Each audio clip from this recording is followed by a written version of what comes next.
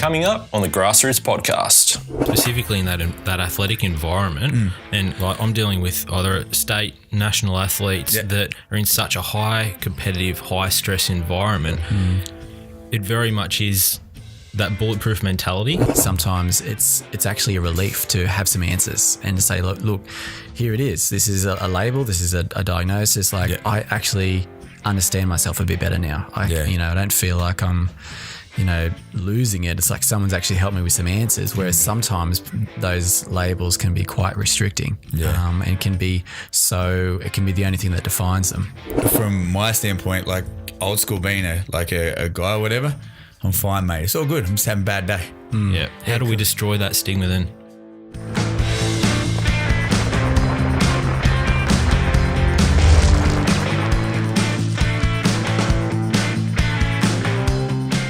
Hi everyone, welcome to the Grassroots podcast, looking at episode number 41, and today we're tackling mental health. I'm your host, Jase from Lifeline Nutrition. A little bit different. We don't have Q, we don't have JFK, so jumping in the driver's seat today, and we're going to see what's happening, and I'm lucky I've got to Shaun the Blom. How are you, bro? Extraordinaire, mate. I'm great. How are you? That's a good intro. I like that. I'll take that soundbite. I'll just put that on business cards now. That's perfect, man. Yeah, I'm good, man. Yeah. It's been, been a week since we've been in here? Yeah, what's happening, mate? What's going down in the Blom world? Not much. It's been pretty cruisy between episodes and that. Just same sort of thing. I've just been PTing, man. Just getting things settled for winter and all that, just setting in. Yep. Working. Yeah, not much. Pretty quiet, man. Noticing that hibernation of people training-wise in winter? Yeah, heaps. Even myself, it's just like the cold weather. I can't do the cold, man. Yeah. Can't do it. It kills me. But you do notice that people just chilling out. And I think it's a better time for me, actually. I actually push a lot harder in winter than I do in summer because there's a lot more avenues and a lot more openings and just stuff like that. So it's actually, to be honest with you, it is general, but knock on wood, man, I've been pretty good. I've been busy and having fun with it, just doing a few different things as well, just sort of put my ideas in a few different areas and just going from there. It's been good. Sounds good, man. Yeah, man. Had a little bit more time for myself, so it's been crazy. Oh, you got to have that balance here. I love it. It's been good. Yeah, early starts are still a bit funky with this weather. Like I was saying to you before, I'm definitely not a morning person, man. Oh, you can't learn that. Nah, lots of tears and coffee at 4 a.m. And it's in that order too. It's horrible. Mate, big show today. Mental health. I know. How you feeling? I'm going to switch it. How are you feeling in the driver's seat? Yeah, good, mate. Good. We'll see what happens. No, you'll be right. Excited, pumped, got your notes? I'm really pumped, and I'm really excited about this episode. Really? And the first thing that I thought when we had the topic of mental health come up, there was one person in my mind I thought would be great to have on the show, and thankfully he's come along. Nathan Deering. Great to have you, mate. Yeah, thanks for having me. Mental health, hey? This is your backyard. Oh, yeah. Yeah, for sure. Yeah, working with young people is sort of the area that I work in. I've been there for about 5 years. Just got a background in psychology and mental health, and just trying to sort of find my feet. I'm young, so I'm sort of getting out there and sort of getting started in my career, and working alongside families and a lot of vulnerable families actually in different communities. That's sort of where sort of the service that I work for focuses in. And the service has existed for nearly 30 years. So there's a lot going on there, which is it's just awesome to be a part of. And as I was saying before, absolutely love my job. It's just a fantastic place to work and just spend time with young people who going through a hard time, and just to sort of get alongside them and to help them, help point them in the right direction. Something a bit different. In terms of mental health itself, the awareness I think's grown quite significantly. Probably over the last, 10 to 15 years. From your perspective, what have you noticed in even the last 5 years that they've been in the role that you have now? Have you noticed that shift to that awareness? Yeah, well, I work for a youth service, children and youth, and there is a big shift in, a lot of awareness with young people and mental health. I think it's been one of those things that a couple of years ago it hasn't been talked about very much, and I think it's sort of been swept under the rug. If people are, can't explain or can't put into words, then they're sort of seen as having some kind of problem that people can't really understand or get their heads around. So it's sort of been pushed away a little bit. But in the recent years, I've noticed that there is a lot more sort of awareness and education as to especially some of the things to look for in sort of mental health. And for youth and young people, we've got, things like Youth Mental Health Week, which sort of my service and team are part of. We do sort of community activities just to raise awareness around, mental health and, getting alongside people rather than sort of excluding them or, thinking that it's something else going on. Want to give that one a plug. So when does the Youth Mental Health Week actually run? It's already gone for this year. That's all right. We'll get them for next year. Yeah. Yeah. We had it. And, in the past, we just sort of get in amongst the community and we run just days of activities. It usually goes for about a week. Yep. And there's a whole lot of other services similar to mine that, get out and to, I guess, just to touch base with young people. There's like things like games, face painting, even all kinds of different things. A lot of other services come to sort of, I guess put their little bit in as well, and to put a bit of advertisement out as well, just to sort of connect with the young people in the community. Yep, it really does sound like it's taking that stigma away from mental health, and even from your perspective, Shaun. Working with people that will come to see you, they're not in their best headspace. You would definitely have a good understanding of how it is to try and get that person identify that they're not in their best state. And again, to take that stigma away from it as well. Big thing, brother. It's also education in that too as well, and just sort of working with the right people. And I sort of find as well, it's also big heads up is just active listening, like being quiet, paying attention to them, listen to where their stories come from, and go from there. Like you can, what I see, I can see two sides of the coin, where someone hasn't sort of had the right amount of information, and there is something that we can look into, like basically working with you. But then the other side, there's someone who has what they think to be all the symptoms of something very extreme, where it's just more like getting the right information, getting them on the right path, which sometimes can be a real stress reliever for them, because they think that they're something wrong or something that was right or something's not clicking, where it's just like, well, not anything wrong, but there's different systems in play, as opposed to like having depression or any mental illness versus stress, so that's probably the big thing we tend to look at, or basic lifestyle choices, I think one of the biggest tags that I've ever heard, or it's been associated with mental illness, is that of weakness. And I think it's great now that we're starting to get that shift away from that. It used to be. What do you like? You probably see it now, especially work. Do you see it more from a male contingency than a female contingency? That mental illness is a sign of weakness, that something's wrong, as opposed to something we can work with. Yeah. Well, I think that.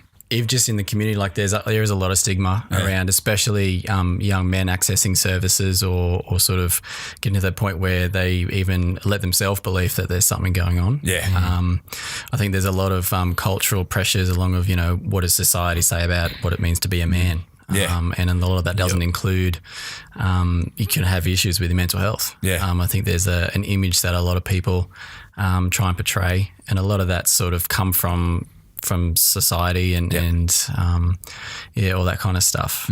So it's, I guess, with sort of young people, and I sort of spend a lot of time with kids as well. What's the youngest you work with? 7. 7. Yeah. Yeah. So, and it's interesting, like I've got, there's quite a big wait list for boys. Yeah. Wow. I mean, a lot of that's come through the family. Families make referrals, and usually, we've got a huge wait list for boys wanting a male worker. And, so it's trying to push past that as well, to sort of notice some of that stigma and really try and identify the things that are getting in the way of young people accessing services. And a lot of it is around, I shouldn't have a problem because I'm a male, or, it is seen as a weakness in society. And a lot of people, go sort of, they fall off the rails if they're because of that belief and those pressures. Well, I think I also think too there's a lot of societal pressures as well. I personally think there's a push-pull, especially from male counterpart. On one hand, you have people going, well, with today's society, we get everything so quickly. Now, it's all there. We've never had any pressures, no problems. Yeah. Stop being a sook. Exactly. We have life situations. But then the other side is from this society, you don't always have to be hard. It's okay to cry. It's okay to hug. It's sort of, where do you sort of draw the line between just come on, man, grow up and stop whinging. And then the other side where it's all right, well, we got to look at this and go from there. Is that prominent with you guys now where you can sort of see the really two sides of the fence and all that? I think that's, can be one of the things that's tricky in parenting. Yeah. I think sometimes when you sort of see maybe some big emotions in kids, sometimes that could be a symptom of mental health or just the fact that they might be just having a tough day. Yeah.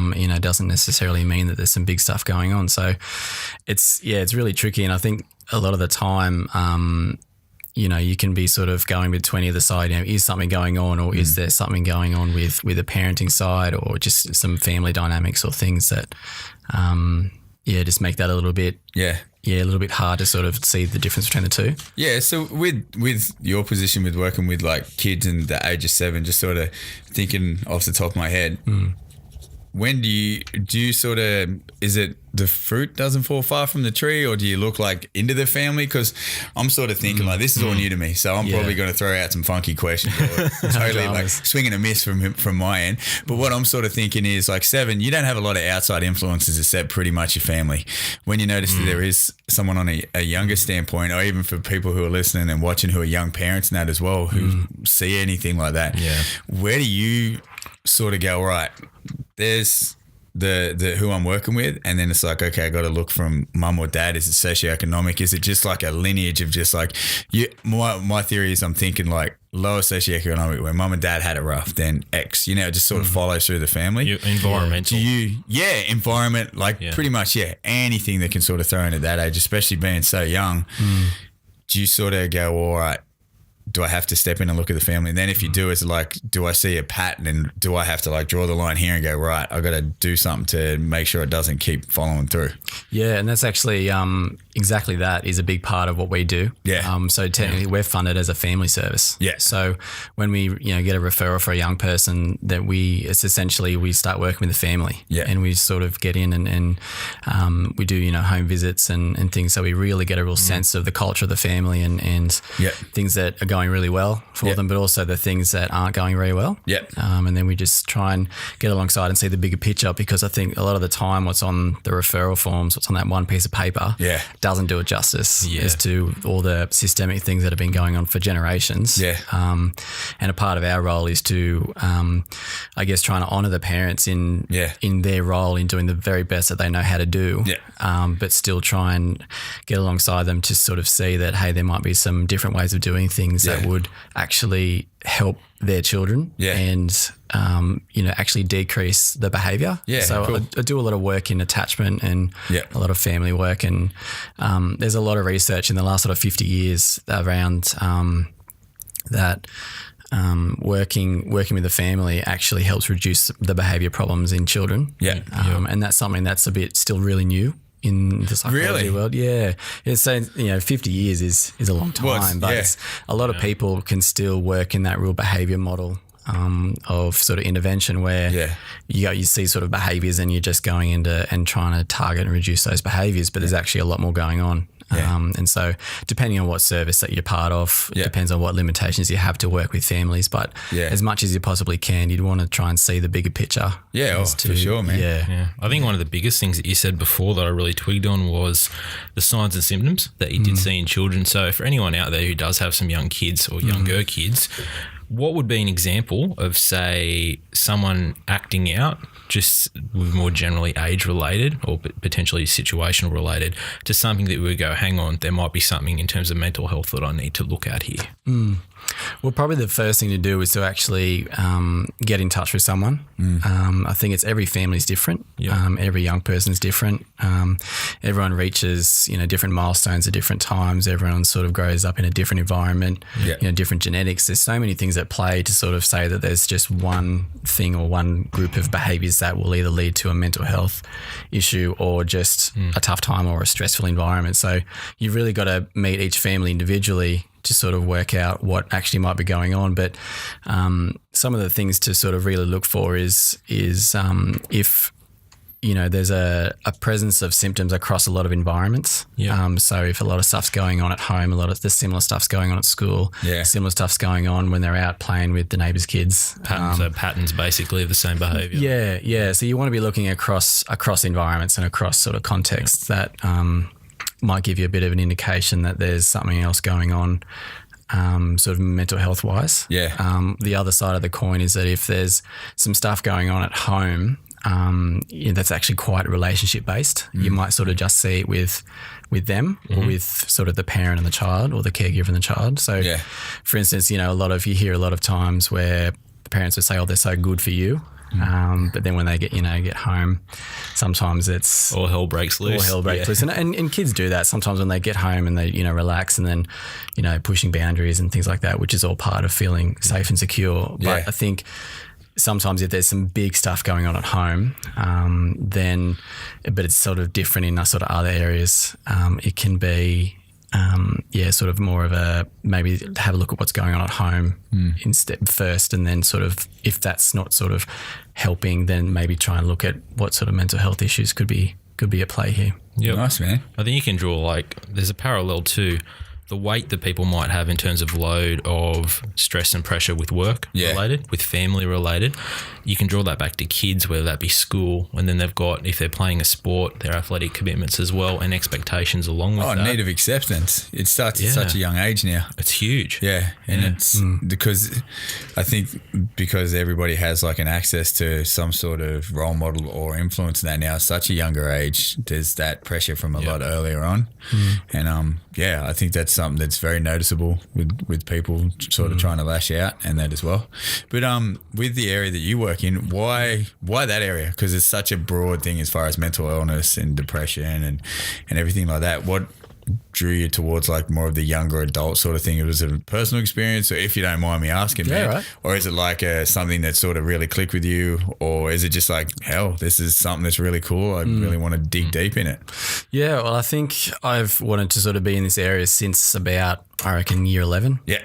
So we're talking 12 years ago. And so since, finishing school and finishing uni, I've sort of always wanted to work with young people, but it's sort of expanded now to working with families. And just that area of family relationships and just how much children are obviously so dependent on their parents. And as you said before, it's what's going on in the parents' world directly impacts the kids in one way or another. And I think a lot of the work is to try and sort of help parents sort of see maybe how they're responding to their kids or how they're responding to if they may have a history of trauma. How they're responding to that trauma, so that, can kind of be passed down through the way that kids, I guess, depend on us. They did a study a couple of years ago now where they took a cortisol swab, which is a stress.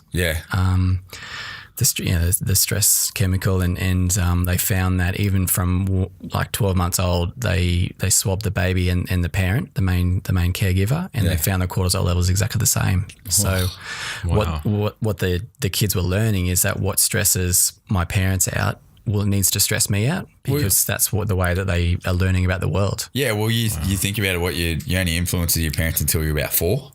What's that, sorry? You only influences your parents until about 4 or 5 years old or so. So when you're thinking at such a young age, the only people that you can sort of look and relate to is, I'm thinking mum or dad. So if they're having a tough time, you're pretty much going to get the brunt of that. You're going to see that a fair bit. Yeah, and I think, baby, from about 18 months onwards, they start to attach. So that's when you sort of start to see, those young ones starting to get really suspect on people they don't know. Yeah. That's actually a healthy thing. Yeah. We want them to be doing that because they're starting to really learn who they're depending on and starting to really trust their parents in what's actually a safe environment, who are safe people, what's a safe situation. And then you'll probably find that kids, even glance up to their parents as if to say, how am I supposed to interact with this person? I don't know them. Are they safe? Are they not? I'm looking to you for all the information about what I need to do. Nice. So that's, you start to see that from an early age. And then there's that, there's also that real need to explore the world as well. And they need to do that with the support of their parents, obviously, to help keep them in a safe environment and keep the boundaries. Yeah. But to let them explore and to, let them, walk a couple of steps, fall down, get back up again and learn from it.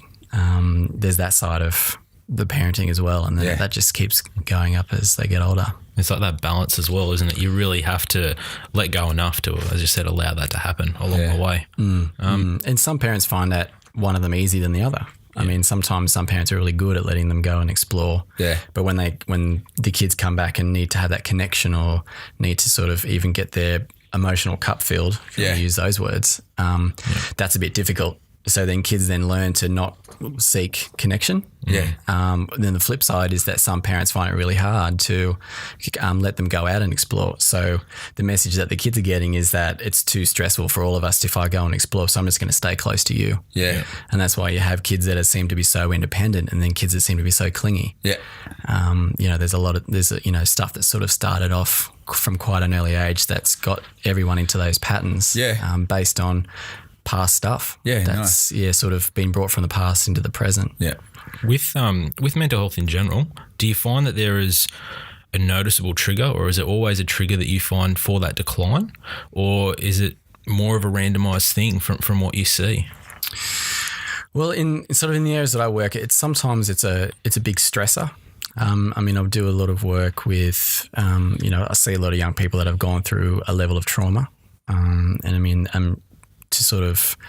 trauma is a very complex thing, but, trauma, I guess, is high levels of stress, whether that was from a single event or from a long period of time. So stress, plays a huge role in even can actually, change the makeup of our brain. I mean, people are still discovering different ways of that the brain's actually, impacted in so many different ways by so many different events and stresses and traumas and things like that. So it's still a field that, we're still growing in so much. But it's definitely, stress seems to be the thing that, is kind of like a trigger. Yeah. And watching how people respond to the stress is the big thing. Sometimes people just aren't great at getting through stress. And then, for whatever reason, that might sort of lead to some really tough times, whether they've learnt to respond to stress in a particular way. Yep. Sometimes the family aren't really good at sort of sharing feelings or tough times. So everyone learns to sweep everything under the rug, so to speak. And when it comes to a really stressful time in their own life, it can be really like such a confronting thing that you just go, I've got no idea how to deal with this. And then so, the wheels fall off. Yeah. Too much basically. Yeah. But other times, there's mental health, there's things that go beyond the stress that, are sort of a little bit more, that have been around regardless of whether it's been in a stressful environment or not. And it's because it's so hard to sort of pinpoint exactly where something has originated from. All we can do is just sort of look for clues that can point us in a direction to try and understand what's going on in the lives of these young people. Yeah. I think one of the most valuable pieces of advice you ever gave me, and I still remember it to this day, I think I was about halfway through uni trying to balance full-time load, work, and just a general conversation with you. And you gave me the best analogy to basically say that your mind, if you could just picture it being a bucket, and every one of your responsibilities is like filling that bucket up. So you may as well say uni might be taking 70% of your capacity. Your work might be taking 20%, 25%. And then you look at the end of the day and you've got 5% to put towards the rest of life, even your relationships. It's kind of self-explanatory why when you're so pushed and so under stress that something does break. Oh, something's got to snap because you can't keep running on the red for so long. Like we all try it. Yeah. Because we all think we're just that. We are built a little bit different, but you all think it's not going to happen to you. Oh, bulletproof. Yeah, you're like, nah, I'll be fine, man. It's all good. I can take this. And then, I'm leaving. It's that one thing. Just totally gets you over and all that sort of stuff. Yeah. Well, just thinking, like, just saying, how you're saying about the younger, the kids you work with, the 7-year-olds and all that. I've sort of seen a little bit in the news now, everybody's going more the participation award with school. Everybody gets a medal. Everybody gets a trophy. Everybody gets a pat on the back. No winning, no losing. No winning. No, we don't have. Everybody's equal. What's your take on that, man? Like, I don't have kids, so I might literally be like, right in, parents be like, how dare you? It's more, I think when we're all growing up, like, you need that. You need that whole, there's got to be like, not winners and losers, probably not the best word to use, but there's got to be like, you got to sort of take your bumps and all that. Because I think you can, like, especially with sport, I'm sort of guessing, participation award, that might not be your thing. You might not be built like that. You might not be athletically inclined. But if you keep getting that participation award, you're just pushing that person way down that track too early. Yeah. And then on top of that, it's like, everybody needs a hug, but there's got to be sometimes like, you got to get kicked on your butt. You need a life lesson at some point. You got to get some, you got to get some tough love. Dirty face, and you got to get pushed in the dirt and then get up and keep going. Does that sort of come into play for you when you have that person that's so always gets what they want, always just gets it, and then there's one point when they don't get it and they just aren't equipped to deal with it? Well, I think you sort of, when you think about resilience, people that have sort of grown up in that, where they, have been getting sort of participation awards or getting, going down that road of just getting what they want or something like that. I think they're the ones that aren't really resilient when the hard times come. Because for so long they've just been encouraged and praised, and here's an award for something that you participated in and but didn't really contribute much to it, and then sort of they grow up believing that they don't have to work hard or things just get handed to them, or but then when when life happens. And the tough times come. They're inevitable. So it does really depend on, those who you kind of sort of get a sense of how kids are going to be resilient to those times. I think something that, is really crucial though is that, just when like babies are learning how to walk, they need to fall down. They need to experience what it's like to fall over, because every time they get back up again, their brain does a little tweak, and next time they run again or walk again, there's just a little bit more of a collaboration, or that's just happened. Sorry, not collaboration, calibration. To just sort of keep the wheels turning more, and they've just learned from that. I think letting young people sort of experience failure is pretty important, but the catch is, how are they supported through that? I'm not saying like it's got to be like the whole, like, I'm sounding like an old man, like back in my day. It's going to be the military in the Blom household here. Man. Cold showers till you're 14 or whatever. Prove it. Go get your own You got cold. Doc's numbers handy there, mate. Oh, whatever. That's like for any future kids that I do have. Swipe right, ladies. Stop going back to that reference point. It's terrible. Do not. Yeah, I did tune into the last show, guys, to see that one. So no, it's tune in anyway. Like the page, check it out. What I was getting at, I think it's back to the subject at hand.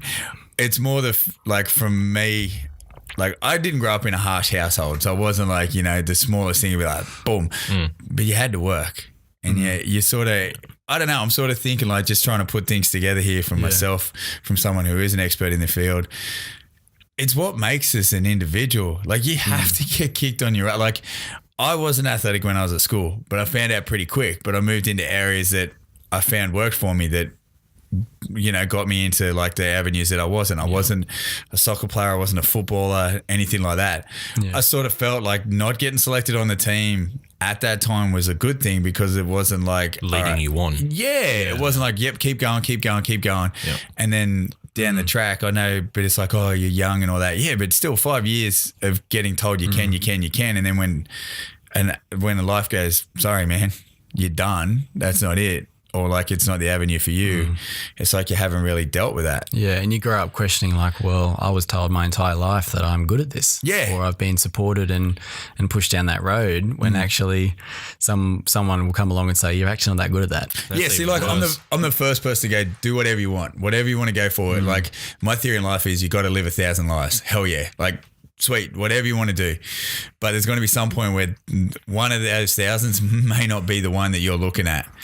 But you got to take it like a person and know when it's done and then move on. And I'm not saying from a young age, like I said, it's got to be like, nah, you suck. Yeah. You still want to nurture those skills and everything. But I'm sort of, from what I standpoint, with everybody getting it now, I sort of find that there's too many pats on the back, you know? It's important to, I think for parents or caregivers or really anyone around, is that if your kids are not good at something, then that's okay. Yeah. They don't have to be good at everything. I think there's, a lot of pressure even in society around like your kid has to be good at everything because, parents compare themselves to I other think also on the parent side of things too. Like if your son or daughter's not in that social circle and they're not quite getting it, it's not a reflection on you. And I think that's the thing. I think, like you're saying, it's more the how you work with it and go from there. But also from the standpoint, trying 50 million different things, and like a lot of people do nowadays, which is the other cool thing. We have access to 1,000 different resources, which is a really good thing. Creates another problem though, like specifically in that athletic environment. And like I'm dealing with either state, national athletes that are in such a high competitive, high stress environment. It very much is that bulletproof mentality. They have to put it aside because they will be considered weak. So if you don't have that supportive family that are going to be understanding, Nath, what do you reckon would be the best way to go about it if you're starting to have that kind of breakdown really in your own mental health to be able to support yourself moving forward? What would be the best course of action if those support networks that you're in that environment don't help you? I think one of the first things to do is what's filling up your bucket. Is getting an understanding of, okay, here I am at this point in my life. These are all the things I've got going on, and actually be realistic. Like, how much of it is filling up your bucket in all the different things? Obviously, if you're in high-end competitive sport, it's going to be taken up a lot because there's a lot of pressures from a lot of people, a lot of pressure that you put on yourself. I mean, it's for people who it's their job, that's a lot of pressure. And it's important to actually then, if you're sort of sitting on 95%, obviously the small things in life that are maybe, for example, like a 6%, it's going to tip you over. And those sorts of things which we face every day, we face those 6%ers on a daily basis. But, those who aren't on 95%, handle them a bit better. You'd want to start to look at, okay, well, what can I do to sort of reduce some of that stress in my bucket? And I think it's important to actually get a real head around what is it that you can do that will actually be that will actually help you wind down and have that rest. I think there's, you need to know the difference between, am I actually resting or am I just coping? I think sitting yourself down in front of the TV can be a way of coping. A lot of the time, I mean, TV is great. It's nice to enjoy it, but sometimes, you go to your things when you're on 95%. You do those things that you're coping with. Whether it be TV or food or. I find it's a numbness. You switch off. So it's not actually something that you work towards to help your mental state. That's it. It's just something to forget the mental state, and it's actually worse because it's still there when you come back. And you get that real cloudy dopamine hit and all that, like. I find that can stem, that's where some real not secondhand, but some real non-conventional addiction can come from because you just try and, like you said, you cope. I know from personal standpoints with dealing with stuff, instead of like looking at it's a word that's thrown around, but I think it's very adequate in this mindfulness. So actually going inside yourself and saying, well, okay, my current state right now, dude, I'm the best at switching off. I'm so good at that. Like I'm awesome at helping other people out with their problems, but mine are just don't even talk to me about it. Mine was TV, video games, or food all the time. Good combo. And then probably all at once, boom. Because it's that whole, I think it's that white noise in the brain I don't have to deal with the problem. Like I'm like that with relationships. Like I said, like if I have a relationship, a friend, someone who's close to me or whatever, step aside, I'll go as numb as they get. So I'll be like video games, pretending I'm fine, doing all that. And only recently have you looked at it as it's more a situation where you deal with the mindfulness. Like sometimes you got to go into it and go, all right. Like, I'm the dude that never talked to anybody. Yeah, okay. Yeah, because you have that stigma. Yeah. Let's delve into that a little bit if you don't mind. Oh, easy. 100%. Yeah. Okay, so if I'm the third person that's not at the table and Shaun comes to see you and says, look, this is where I'm at. This is a situation, avoidance maybe is the word. Yeah, easy. Or mask. Easy mask. Mask? Yeah. Because from my standpoint, like old school being a guy or whatever, I'm fine, mate. It's all good. I'm just having a bad day. Yeah. How do we destroy that stigma then? How do we get rid of that Mine's stigma? trust. Yeah? Yeah, big time. So from recently working with a psychologist and that, for myself with a few things going through, mine was trust. I wanted someone that I could actually sit down and be relatable to. Yep. So like yourself, Nate, is I can talk to you. Yeah, man. Like there's no, you could have 1,000 diplomas or whatever, but if you talk to me like a person, sweet. But I think it's that whole thing where I found it was also tough talking to friends. Sometimes friends tell you what you want to hear as opposed to sometimes what you need to hear. Yeah. You know, like you probably see it like working with the health and wellness and fitness industry. You'll find the way you are. You really could be struggling upstairs, but if you have someone go, no, you're fine, you know, it's all good. Yeah. It's that whole same thing, dodging that bullet, masking it out as opposed to talking to that right person and just going from there. But yeah, I'd easy put it, I'm fine, mate. I'm all good. And I would sit on my phone. It's that numbness. Mine was this thing. I could sit on this. Yeah, easy. You can get away with this. Facebook, Instagram, YouTube. You can pretty much tell the world you're doing great with a click of a button and then get acceptance from a few likes. Easy. Yeah, I'm fine. 50 people like my photo. I'm obviously doing good. I'm accepted. And deep down, you're just nothing. You're burning. Right, yeah, man. Because there's no outlet. There's no game plan to fix it. It's that Band-Aid that just sits on there. Yeah. So is it two things then? Is it awareness and then acceptance? Fair enough, awareness is getting out there, but I still think, I don't know when I'm just shooting from the hip, but the older population, and specifically again male, may not have that acceptance. And that is why that stigma is still there. Yeah, we know about it. Yeah, we've got some great foundations. We've got, Lifeline, Beyond Blue, whatever it might be, as a support network for these people. Yeah. But we've still got an environment that, would still be dominated by that sort of age class, and so therefore they're setting the construction in that area, the scaffolding that where people have to work within. Yeah. And is that why that stigma's still there? But because these people are still in not a position of power, but they've got that authority to demonstrate their influence and their own thought processes, because in their mind it's still not okay. Yeah, well, I think, speaking from young people, I think a lot of it is just what's going on in their environment and with their peers. I think a lot of people, like everyone has a mask, everyone has got their thing that they use to cope with. And for whatever reason, that's obviously served a purpose in the past. Sometimes, coping, is that just what you said, Shaun, you check out, you check out of reality for a moment. With whatever it is. And sometimes that's what's needed to happen. If some young people have, come from a lot of abuse, doing that is actually a survival tactic. So it's what they've done to actually make it through a day. Yeah.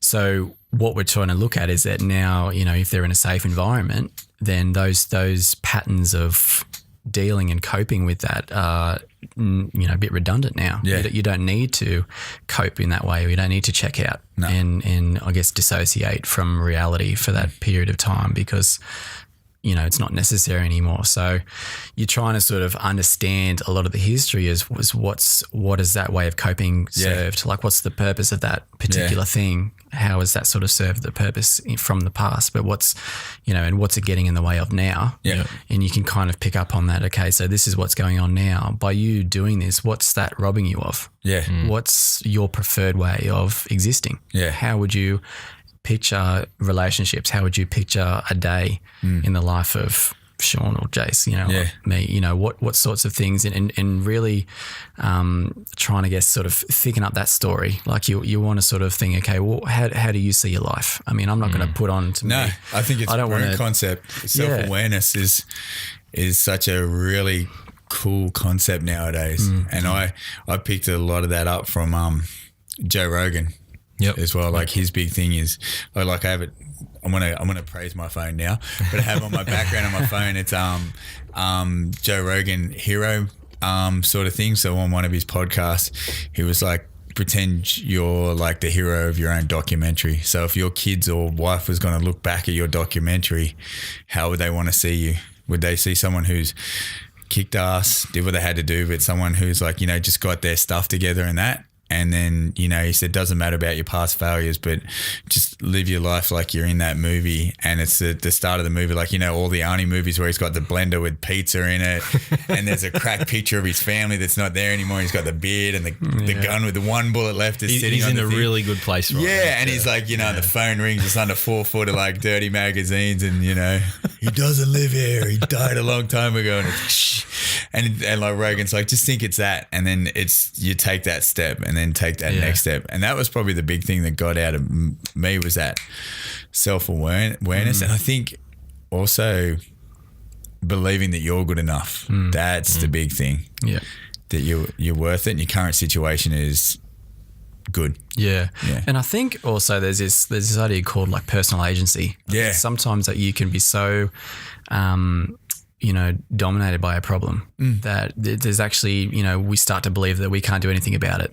And sometimes actually getting in touch with more preferred ways of being, it actually creates a space in ourselves to be like, you know what, I can actually do something about it. Yeah. I can, make some steps, on my terms, on how I want to get to there. So sometimes some of these coping mechanisms and these things that we do to cope get in the way. Yeah. They get in the way of that. And so sometimes it's like, well, you know what? Like, maybe picking up my phone all the time or being on my phone or doing that. It's actually getting in the way of the person that I want to be. Yeah. And sometimes that can snowball. Yeah. It can kind of create like this energy in yourself to like, you know what? Well, what do I need to do? How does this not sort of be in the way? Yeah. What sort of steps can I take?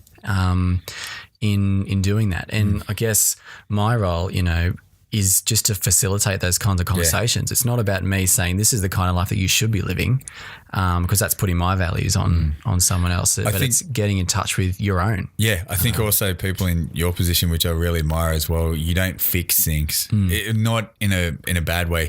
You instill knowledge for the person to fix it themselves so they feel empowered. That's the big thing. And I think that's really cool. Like from someone who's had a therapist and everything, not once did they say that I had a problem, which felt really safe.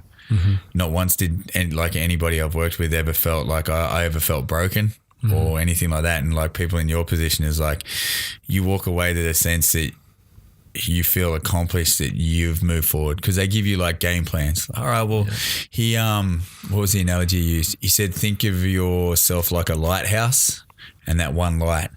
A lighthouse doesn't have like 5 lights trying to focus on everything at once. It focuses on one bit of the ocean and at the time it just works its way across. He said, be like a lighthouse. Yep.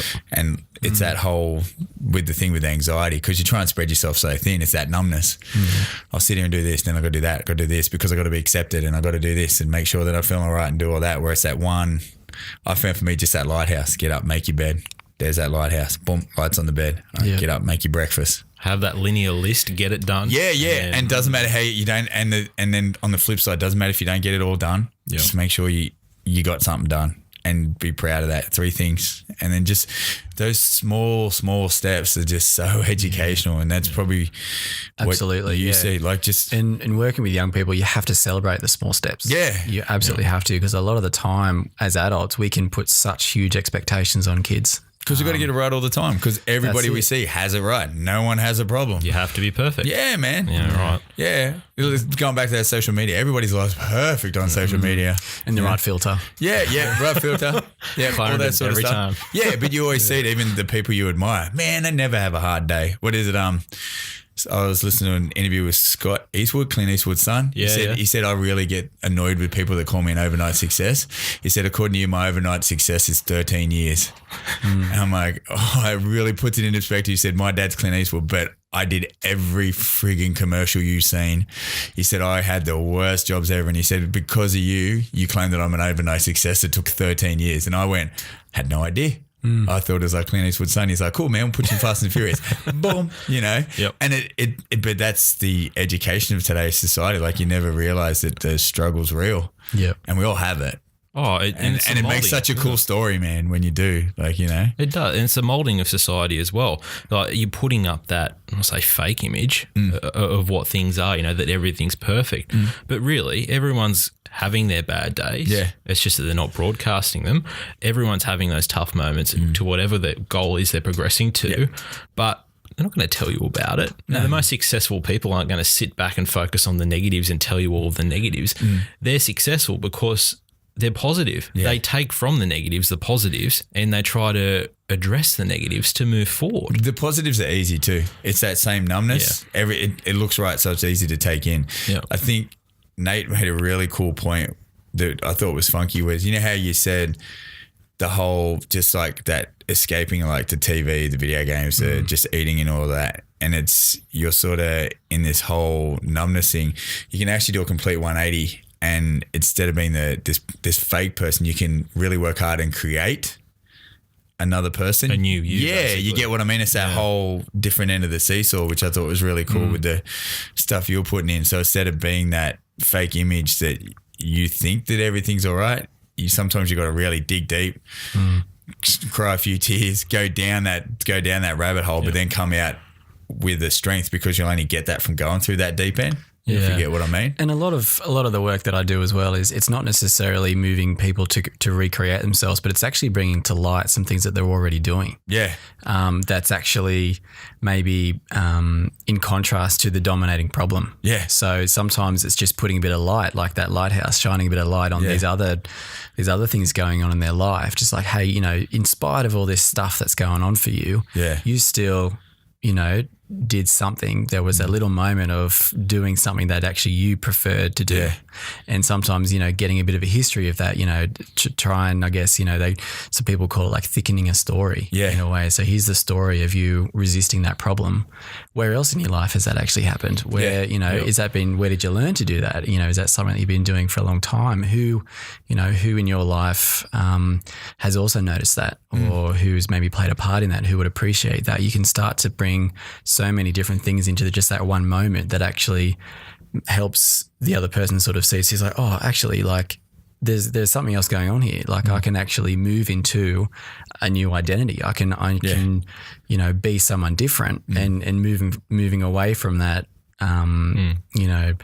problem saturated type of life or type of perspective on themselves to something that's a little bit more in your own control. A bit more preferred. What you're doing there as well, I'm hearing elements of just traditional, just basic health coaching, elements of motivational interviewing there, where you're leading the person to recognise their problems and then working with them so they can detail the action plan to address those problems, because they know themselves better than anyone. They know what they can do, what they can't do, what they're most likely to do. But even like I struggle, I'll get the referral on my desk and I'll see, and it's becoming far more common than what it used to be.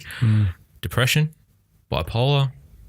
As an example, even for those, I mean, to tell the difference between the two, is there a strict clinical diagnosis between depression or bipolar when you get that referral? And once you do have that, I mean, even in my position, it might be a coach, it might be a sports trainer, whatever it might be. How's the best way to approach that? Well, I think that, if we sort of start with bipolar, it's bipolar is two poles.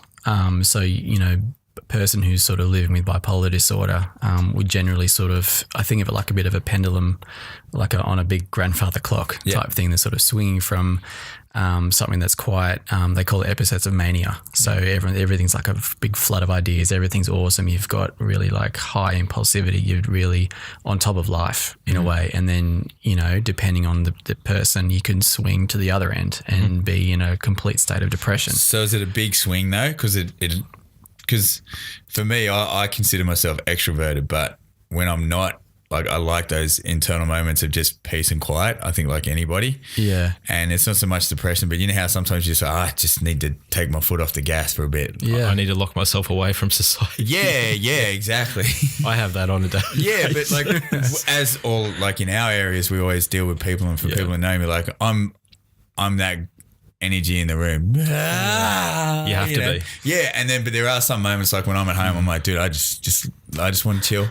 Just let me do my thing. Let me read. Let me sit in the corner. But for that, it wouldn't be considered. Obviously, no way would it be bipolar. But obviously, you'd have to have a pretty big swing from like someone who's very extroverted, like sort of over the top, to then they just go like they go deep into like a whole Suicidal sort of thing. or whatever it might be. Well, generally you start to sort of seek help when these swings are actually impairing your function. In your day to day, if what you're experiencing is actually getting in the way of just day to day, what they call day to day functioning. Can they be pretty like close? You want where's the line? Yeah, like is it like if they're a week up and a week down, a week up and a week down, or is it? Can you notice it like daily, where like a few hours they're like super up, and then the next thing you're like you're like so low, or is it that too close, or is it too? Well, I mean, psychologists have what they call the DSM, which is the Diagnostic Statistics Manual, and I guess that's almost like it's. Each sort of mental disorder has got a criteria,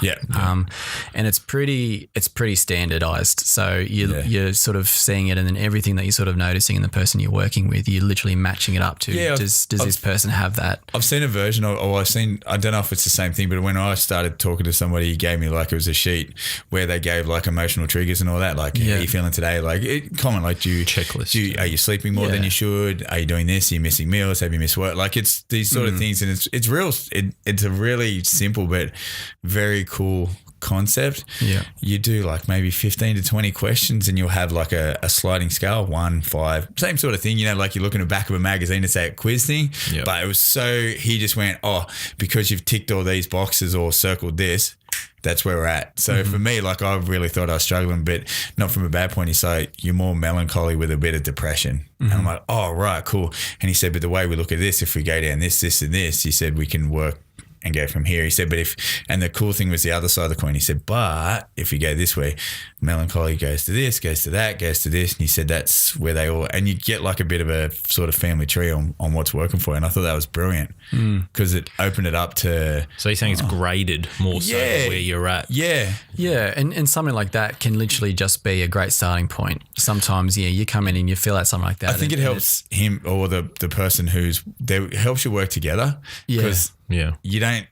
My theory was I was looking for a big leather couch and a dude in a suit with glasses that sat like there, and him just going, yes, go on, and then he hits his answer machine. And, excuse me, count to my 5 o'clock, Nadine. You know, that's what I was thinking when I go in. But this guy's come in, like I've come in, and it was like. I'm like shoes off. I'm sitting on the couch. I'm all chilled out. I'm like, I'm feeling good. Then 5 minutes later, I'm just all tears. But he's like, it was cool. Like you felt comfortable. And then after we filled that, like the paperwork out, it was just so cool because he made you feel like you're worth something. Like you didn't pick it out and he's gone, depression, calm man, what's going on? It was more like, well, because your lifestyle at the moment, you probably like this. But he said, if you go down this way, we can work with it. And it was really sort of like more of a self-awareness game plan. You're like, oh, cool. That's what I feel like. All right. Well, I feel pretty good because I know it's something pretty common. Yeah. And some therapists do those kind of tests not to actually give you a label. Yeah. And that was to educate. Yeah. That was, it was same thing, self-awareness. Like, and you'd only want to use them as long as the person that you're working with actually finds it helpful. Well, that's what he said. Yeah. He had met me from a bar of soap and he's like, well, I don't know you. So from building rapport, he's like, well, take your time, fill this out. Yeah. And then it was like off to the races. And it was like, I felt so much more relaxed because I'm like, all right, cool. Like, you know, I'm not coming in going, oh my God, I'm just so dark. But it's more the thing where it's like, well, all right, I'm a normal person. Yeah. He's like, everybody goes through this. And you're like, that felt cool. Because you're like, sweet. This is normal. Yeah. You're like, I'm allowed to have a bad day. And exactly. I think going back to like younger adults and all that, you don't think that this is normal because you don't see that amongst other people. You don't see the person who's, had the bad day or the back against the door or the black dog, hanging around. So yeah, so that's that's what I found was really good, because I was going to see one earlier, but I was like, nah, I'm good. Yeah. I'm sweet. And I so wish I had seen him a few years before I actually did. And just coming back to what you said about even imagining what it would be like in there. Yeah. I think the movies haven't played a very good role in painting actually what it's like. Oh, I thought actually go into. Yeah, I was, because I just started on antidepressants as well. Yep. That's got a big stigma too. I want to delve into that later. Yeah, man. I'm like going to the doctors to get for antidepressants. Like I actually, a close friend of mine's like, you have to see a doctor. They're like, literally, I hadn't heard in my life, we're worried about you. And I was like, why? I don't know. That's for people who have, like, for me, yeah, I'm happy to put my hand up and say I was so wrong, so wrong. I was the headspace like, no, nothing's wrong with me. I don't need drugs to fix me. I'm like, especially being in the fitness industry and health and wellness. No, I'm fine. I'll just exercise more. I'll do 3 hours at the gym a day instead of do that. You bucket, I'll fill it up more. And then as soon as I went to a doctor and just got educated in it, it was the best thing. Like, it was such a low dosage, but he was the same thing. He's like, well, it's actually pretty common, 1 in 4 or something. And he said, we're not trying to sedate you. Same thing you see in the movies. Ooh, antidepressants, I'll just be numb. I went like, I'll be just like drooling her. That was like, I'm killing this, but I'm so paraphrasing. Yeah. This is me. Like, this is someone who is so misunderstood by this and misguided, because I never read up on or learned any of this because I'd never been through it and never seen anybody through it. I'd be happy to say I was pretty sheltered. The whole cool home life. Yeah, I had all that. Never seen it. And then it wasn't until I got older and went through this where, for antidepressants and seeing a psychologist, it's like, yeah, those tools are there for a reason and they're there for the right reasons. Yeah. And that was the big thing. Like, I was skeptical eyes walking in there. I was like, arms crossed. He's like, oh, you think about antidepressants? I'm like, no, I'm fine. Yep. And then he's like, asked me same thing, few questions, and then just these cracks, like just wall, just like, and I'm like, yeah. And it felt so good just to actually be real for a second. Yep. And that's the big thing. And yeah, probably the misunderstanding of like tools to help, like from drugs or speaking to specific people and all that. And yeah, it's nuts, man. And some of the best advice I actually got from one of my supervisors is that your job, he said to me, your number one job is to just go in and listen. Yeah. And so, from hearing all your experiences with the person that you were seeing, like, it's just, sitting for me, like, because I'm on that other end. Yeah. I'm in there where some people walk in and they're like, oh, what's going on? Like, I expected to see a big, a bloke with the glasses down here. And a big leather lounge and, all that kind of stuff. But, they see me. Yeah. And, sometimes, that can be quite confronting because I don't fit the picture. Yeah. Do a lot of, active things, in, a lot of therapy and stuff. So it's kind of, you're trying to sort of, from my end, all you're going is just to build relationship and build rapport. And that was what I thought was really cool with them too. Yeah. Yeah. So I shouldn't say them. That was really cool with the person that I worked with them. First session, sorry to interrupt, but the first session, he never talked about the situation at hand. Yeah. He's like, so what do you want out of life? And I went, what? Yeah.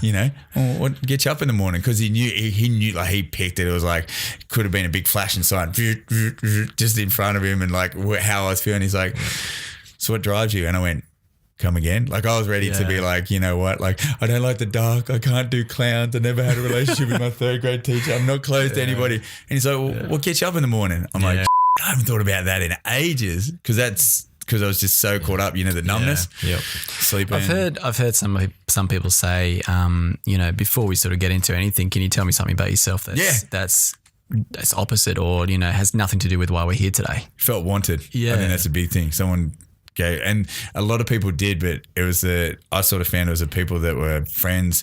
You already knew they were there. Like, I took advantage of them. Like, yeah, cool, I know you care about me, whatever. But to have someone who didn't know from a bar of soap go, I want to know about you. It's just, that's that internal, like, oh, I haven't heard that in a long time. You have, but you haven't taken it in. Yep. I'm very, like, you can be very selective, especially when you can sabotage yourself. I'm feeling bad. No one else cares about me. When there's like a million people knocking at your door going, hey man, we want to help.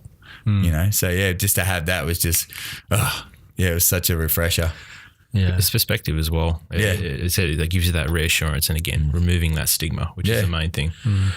Going back to the criteria that you mentioned for diagnosis of mental illness, the one thing I can draw a parallel back is we've got a criteria for eating disorders to diagnose whether we think in 5-stage process.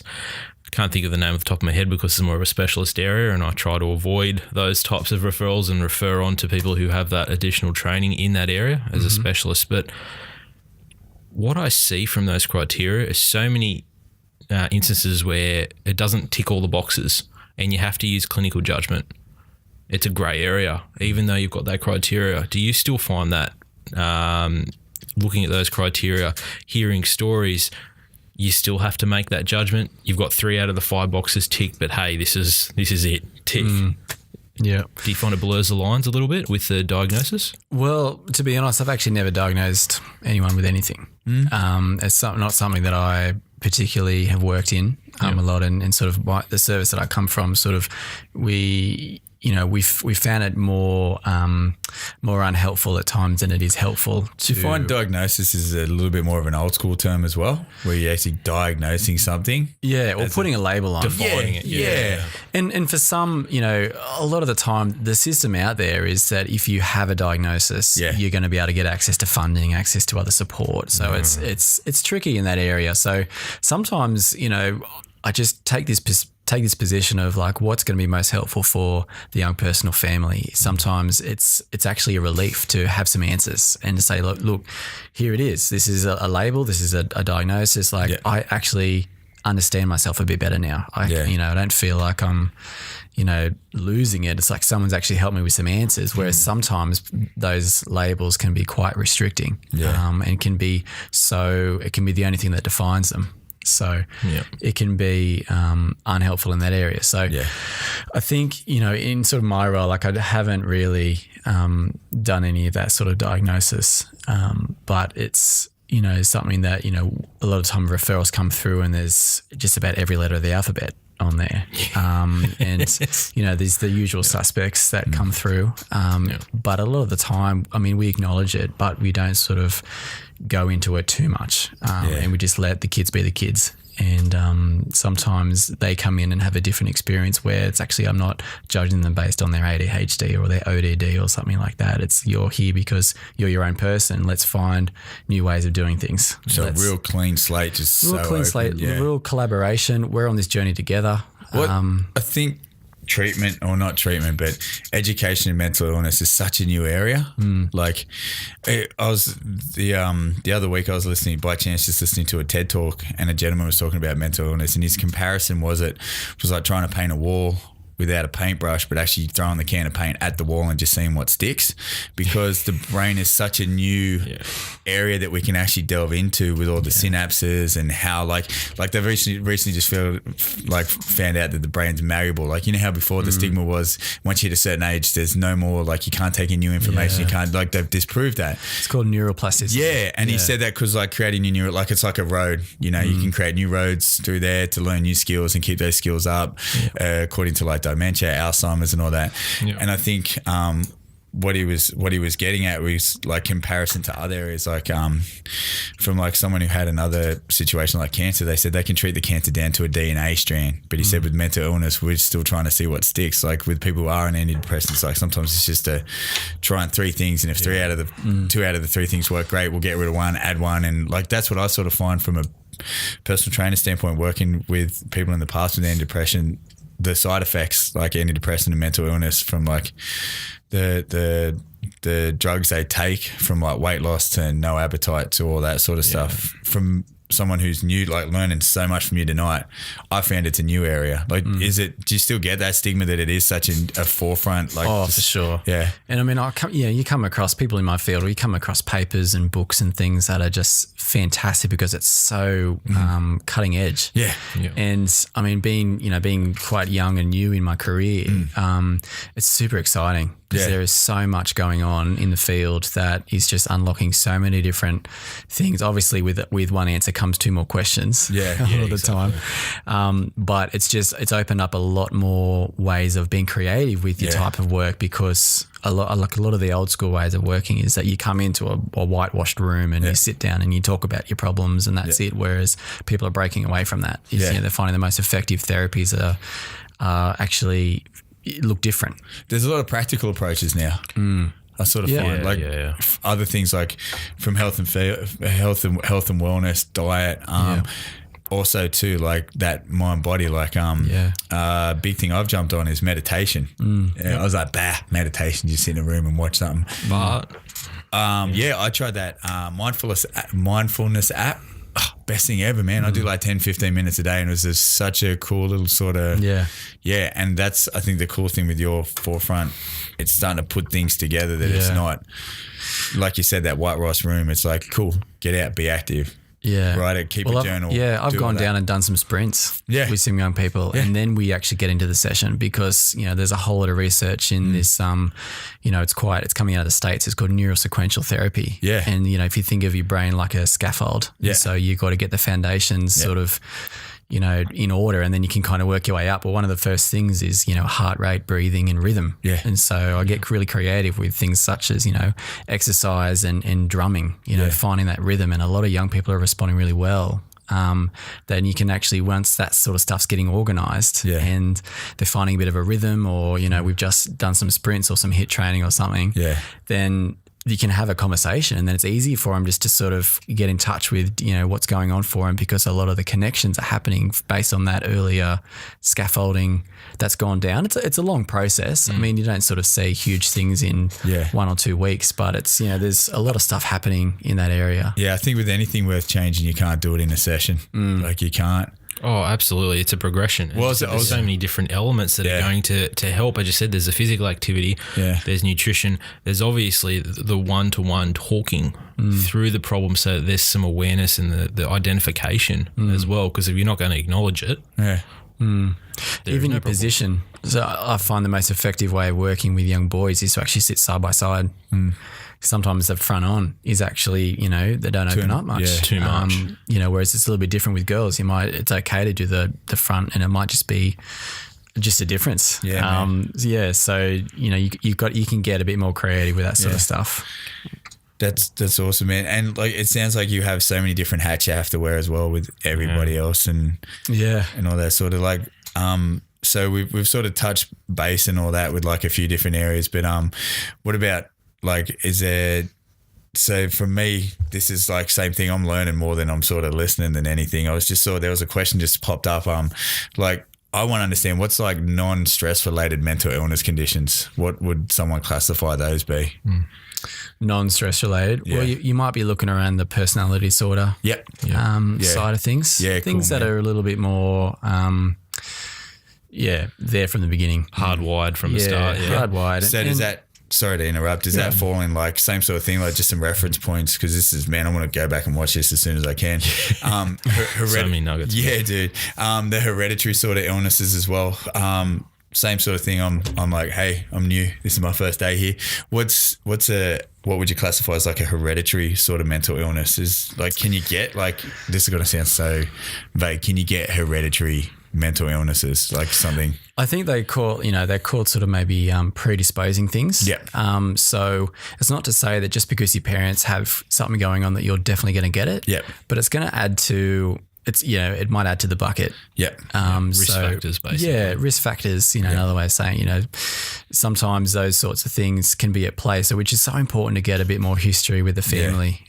Because if there is sort of a family history of a particular type of illness, then you'd want to know about it. Because it might actually shine a bit of light on what's going on rather than going down a complete different road when you think, okay, well, if your parents and your grandparents were maybe a bit more predisposed to, similar coping mechanisms, then, all of a sudden, like, you get the third generation in your office and you're trying to make sense of it, and there's a lot of patterns coming from the family. You want to try and sort of help sort of understand that and then start some work from there. Yeah, cool. Yeah.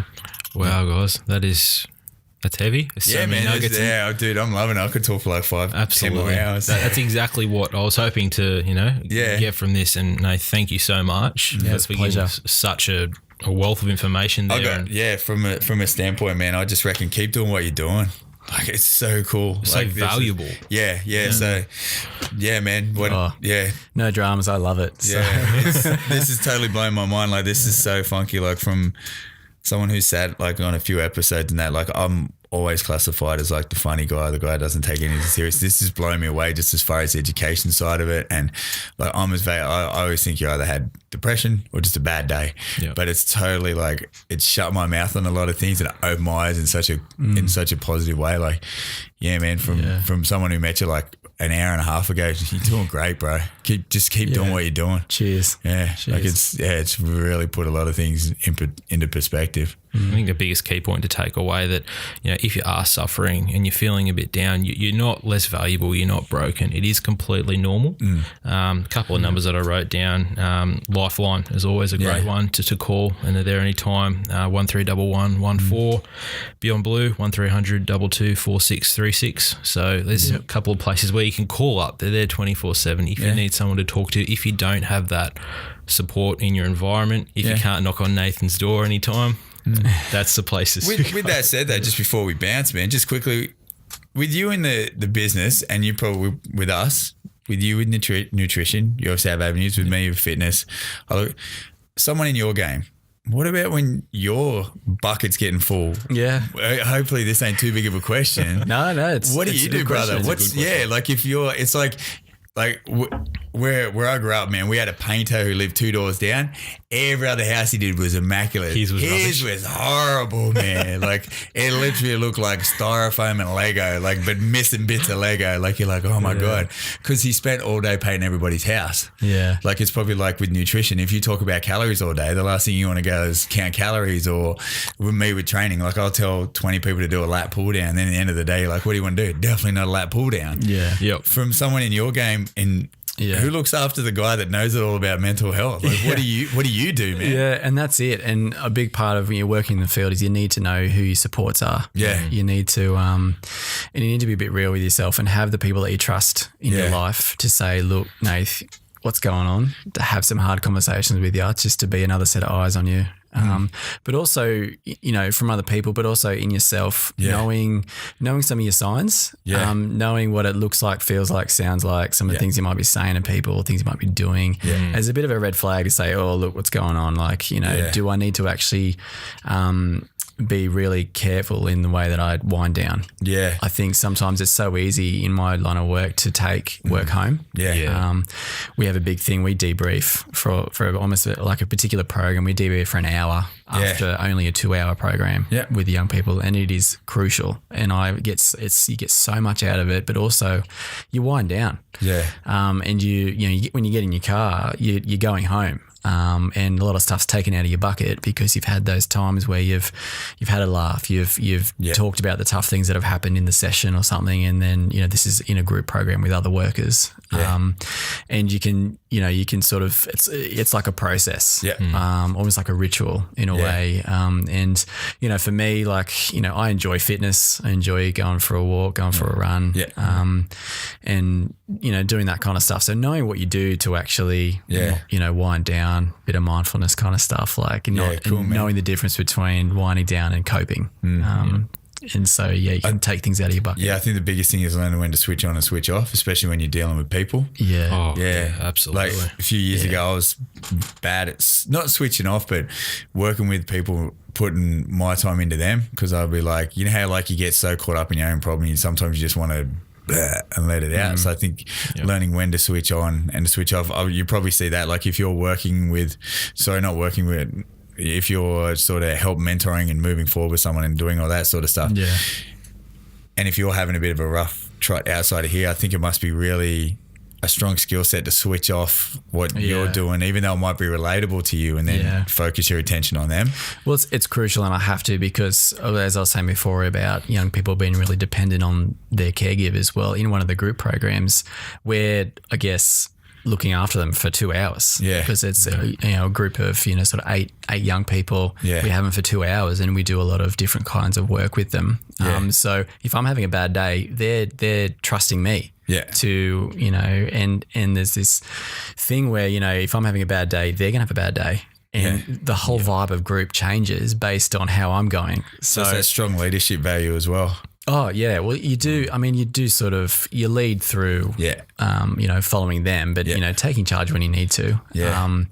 But it's crucial. You've got to, in sort of this line of work, you've got to especially know your signs. Yeah. And know the things that would get under your skin. Yeah. When you sort of sit in a room, with someone and they say something, you're just like, this is the last thing I want to hear.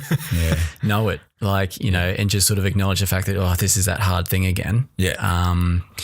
And, even just noticing it, can help sort of look after yourself in a way. Just quickly, there were some practical tips that I remember just twigged my memory about leaving work at work. I remember one, you had someone that washed their hands thoroughly before they walked out the door. Well, that was me. That was you? That is me. Yeah. It's not a hospital. It's just a general, it's kids though. And kids can be. Well, it's helpful. But yeah, place can get a bit grubby sometimes. But I think for me, it's just that idea of washing the day off. Yeah. And you just, I don't get sort of like too obsessive on it, but just sometimes just the last thing I do is wash my hands before I go. Another person that I knew, he would change his shoes. So he had shoes that he'd wear at work and then shoes that and they were the only shoes, that he would wear. So at the end of the day, he would change his shoes. Yeah. And that was his way of like, you know what? I've just left work. I'm not in work mode anymore. I'm in my life now. Yeah. So yeah, they're the kinds of things. I mean, some people, I found it really helpful to have like that kind of ritual type thing. Yeah, man.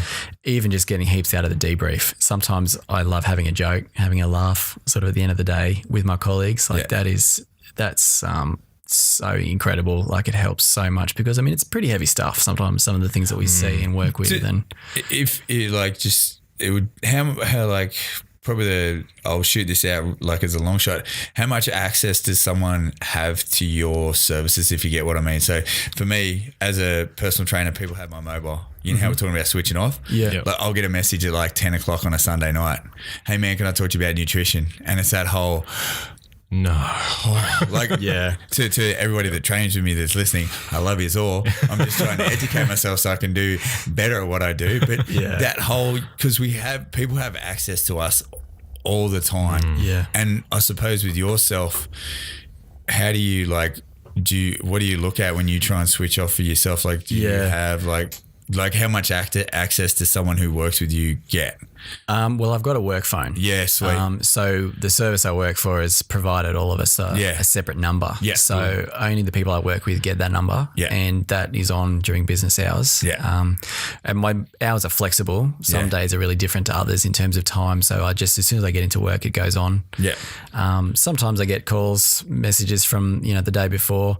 It's really rare that you get a message. I think it might be more common in your line of work where you're doing it out of hours sort of stuff. I think also too, but I think the thing is the capability, like learning that too, that things can wait. Like not in a bad way. Yeah. I've never had a situation where I've had to look at my phone and then straight away has it been something I've had to answer. It's going back to that whole, switch and like that numbness thing of the whole just masking. Yeah. Oh, I better help someone else out. And then you're on that, or you're on like, you're like, motivational quote because I want everybody else to feel good because I feel like, and just go on from there. So that's probably like, and it can be a tricky thing you might feel because we're here to help people. Yeah, man. So a lot of it can be you got to set up those boundaries yourself. I think that's been the big thing I'm learning. You probably get it too. Oh, same thing. I'm guilty of that. I get random texts, and even if it's not text, if you're just doing stuff and you're like, there's a problem or there's something wrong, I'm going to go and fix it now because I don't want to fix it tomorrow. Yeah. And then you look at the clock and it's like midnight and emails are horrible. Oh, don't get me started. Next episode. Next episode, we're going to talk about emails and how much of an ineffective form of communication they are. Please pick up the phone and call someone like a human being. Yes. Because I can't tell you how you wrote that. Yeah. Anyway, guys, That's fantastic, honestly. So yeah, many man. nuggets. Thank you Nate's again, Nate. Killed it. Yeah. Love it. Appreciate being on here. Thanks for the invite. We did the extended show and Glee coffee powered us on, boys. Man, that was good, eh? Yeah. I'm stoked. Like, I feel... Mine's gone cold. Yeah, it doesn't matter. It's better than what we had the other week. Absolutely. Cold coffee versus that green stuff. Guys, if you like what you hear, we want to get the word out there, especially about this episode. This is something that can reach out to so many people. Yeah, and man. we've got such great insight, especially from Nath, from personal hand experience, from the experts. So red button down below, guys. So Twitter at grassroots_.au to follow us, Instagram at grassroots_sports, facebook.com/grassrootssports, and search for Grassroots on iTunes and also YouTube, guys. But spread the love, share the word, and that was a big episode on mental health, and I still don't think we got it all covered. No, we could probably do like another 10 parts. We're going to have to pay you in Glee coffee, mate, to get you back, I think. Yeah, man. It was good. No dramas. Yeah. Cheers. Thanks, guys. All right, guys, until next time, we'll see you back there. And that's it from the Fox Den. Done. Whew.